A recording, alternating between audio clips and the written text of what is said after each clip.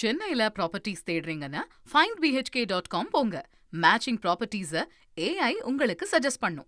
மத்திய கிழக்கில் போர் நீடித்து வரக்கூடிய சூழலில் பன்னாட்டு தலைவர்களுடன் பிரதமர் நரேந்திர மோடி கலந்துரையாட இருக்கிறார்.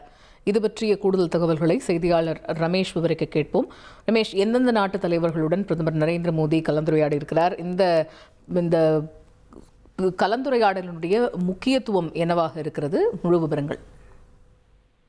நிச்சயமாக மேற்கு ஆசிய பிராந்தியத்தில் போர் நீடித்து வரக்கூடிய சூழ்நிலையில் 3 முக்கிய நாடுகளுடைய தலைவர்களிடம் பிரதமர் மோடி தொலைபேசியில் உரையாட இருக்கிறார்.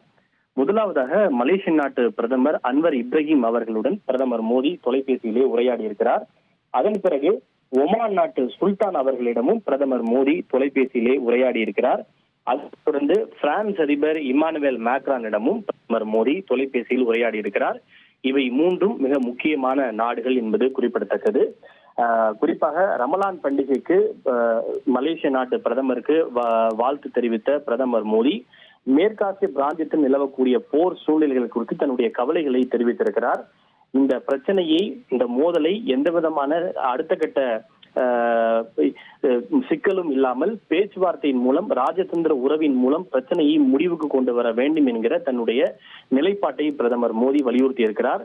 மலேசியா மட்டுமல்ல, ஒமான் நாட்டினுடைய சுல்தான் மற்றும் பிரான்ஸ் நாட்டினுடைய அதிபர் இமானுவேல் மேக்ரான் ஆகியோரிடமும் பிரதமர் மோடி இதே கருத்தை வலியுறுத்தி இருக்கிறார்.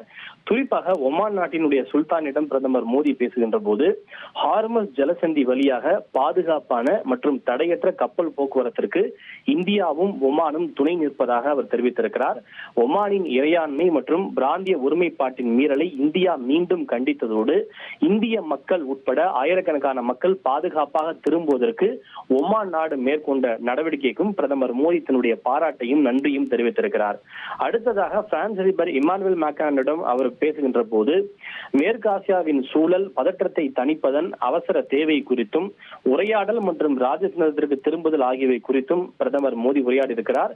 பிராந்தியத்திலும் அதற்கு அப்பாலும் அமைதியையும் ஸ்திரத்தன்மையும் மேம்படுத்துவதற்காக நமது நெருங்கிய ஒருங்கிணைப்பை தொடர ஆவலுடன் இருப்பதாக பிரான்ஸ் அதிபர் இமானுவேல் மேக்ரானிடம் பிரதமர் மோடி தெரிவித்திருக்கிறார்.